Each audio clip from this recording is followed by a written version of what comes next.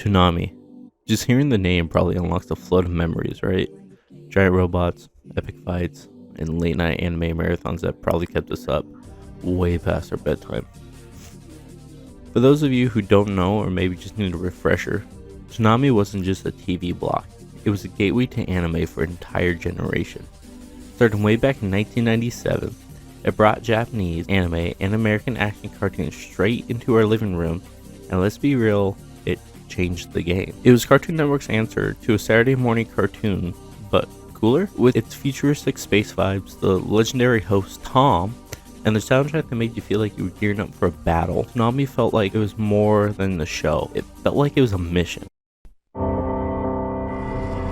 So here's the deal. Life doesn't always want to be your friend. Sometimes it'll feel like life wants to hurt you. That was a downer. But you can't just hide, because nobody likes a quitter. I'll go first. You gotta take chances. This fire isn't gonna stop me! They never said it was gonna be fun or easy. Whether you're totally ready or when you least expect it, doesn't matter. Life will punch you right in the face. Your resistance is futile. Now you can lie there for a second. Cry a little if you need to. But get back on your feet, because it's the getting back up that counts. That's what shows you've got heart. That's what helps keep you going. Hit me with everything you've got. Fall down 7 times, get up 8. I don't want to go down. Not without a fight. No, we'll be right there with you. Wake up! Be all that you can be! Only Toonami on Adult Swim. And then it was gone. After dominating from 1997 to 2008, Toonami took a final bow. But just when we thought it was over, it came back in 2012. Toonami relaunched as part of Adult Swim, this time hitting us with that anime too intense for daytime TV. And let's be honest, we loved every second of it. Now, Toonami isn't just surviving, it's evolving.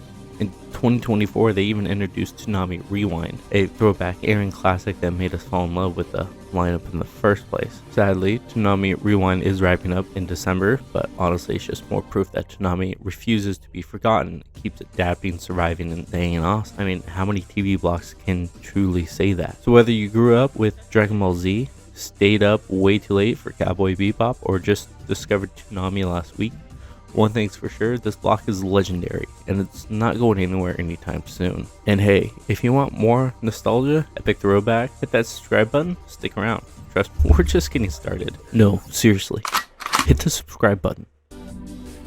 Yeah, awesome. Okay, back to it. Toonami wasn't just a TV block, it was the launchpad for anime and action cartoons in America. But did you know it actually started with a villain running the show? Right before our beloved host T.O.M, Toonami was led by no one other than Moltar, straight out of Base Coast to Coast, you know that one.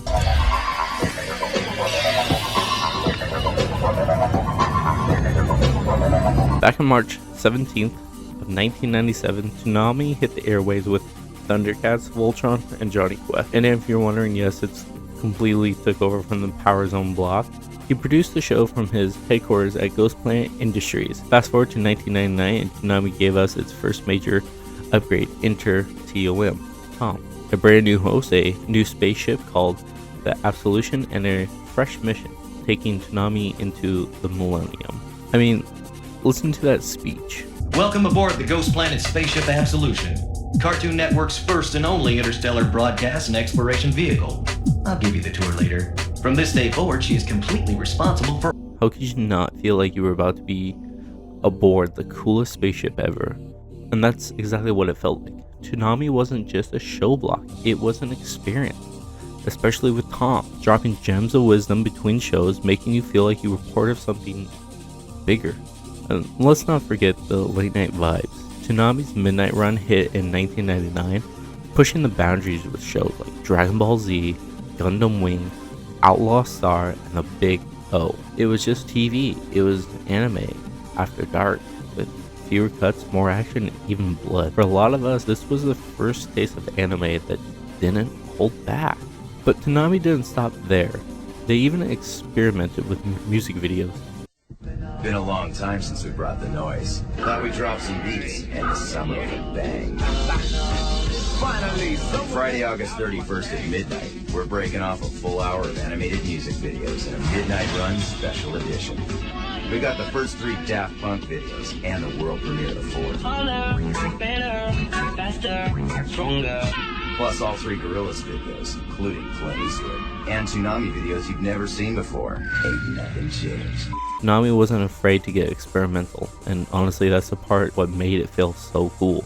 And if you were a Saturday morning kid, you might remember Toonami Rising Sun. From 2000 to 2001, it was a short amount of time, but it gave us a bonus anime marathon before even finishing breakfast. And let's not forget the total immersion event. Toonami didn't just air shows, it gave us interactive experiences like The Intruder. That's right, a mini-series that introduced Sarah, Tom's AI companion, and showed us what happens when aliens invade your spaceship. Spoiler alert, things got intense. Tom didn't make it out alive, but Toonami kept pushing forward, proving again and again it wasn't afraid to evolve, and honestly that's why we still talk about it today. Now let's talk about Toonami's iconic host Tom, or as we know him as Toonami Operational Module. But here's the thing, Tom wasn't just a robot, he was a legend, and like any legend he evolves a lot.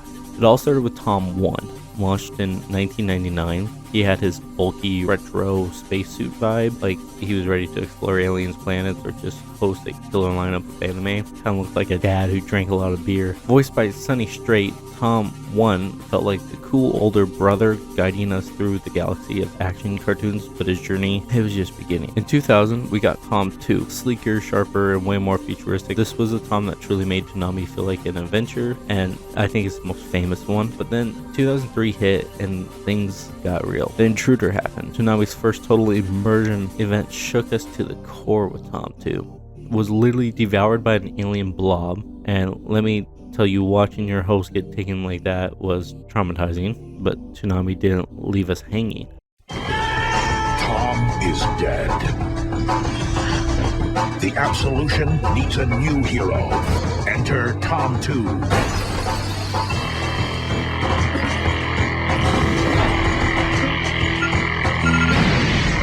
Desperate times demand desperate measures. Don't miss part 5 of The Intruder, a week-long interactive event where you affect the outcome. Tomorrow, 4 to 7 p.m. Only Toonami. Enter Tom 3. Bigger, tougher, and rocking a combat-ready look. This was Tom built for survival. He wasn't just hosting shows anymore. He was defending the Absolution and showing us what it meant to level up. Honestly, Tom 3 was hero vibes, and it kind of reminds me of Iron Man. Then came Tom 4. In 2007, this version took a more compact, minimalist approach. He looked sleeker, smoother, and maybe just a little too cute, but let's be real, it still brought the same attitude and badass energy we loved, and that's what mattered. But then it ended. September 20th, 2008, Tom 4 signed off, and Toonami was gone. Until we meet again, stay gold.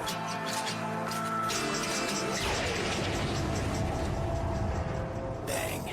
Or so we thought. Fast forward to 2012, and Tom comes back. This time, Tom 5. And let's talk about an upgrade. He looked like something straight out of sci-fi epic. Sleek armor, glowing highlights, and a vibe that said, I'm back, and I'm not messing around. Tom 5 brought Toonami into the modern era, giving us anime that pushed boundaries and visuals that felt cinematic. But even that wasn't the end. By 2019, we were introduced to Tom 6. And let me just say, this version, sleek, futuristic, almost like Tom, decided to upgrade himself into the Iron Man of Toonami. Remember, I did say he was like Iron Man. He even reunited with Sarah, who got her own visual makeover. And here we are today with Tom, still guiding us through epic anime lineups, special events, and even Toonami Rewind. From his chunky spacesuit beginnings to his modern sci-fi armor, Tom has proven one thing: heroes evolve, and he's never stopped pushing for it. So whether you grew up with Tom 1, bulky, charmed Tom, Battle 3, ready Tom 3, or Tom 6, futuristic look, one thing's for sure, Tom isn't just a host, he's a survivor, and that's what makes Toonami unforgettable. So there you have it, Toonami's incredible journey from Moltar's Ghost Planet days to Tom's mini evolutions and the unforgettable show that made it legendary.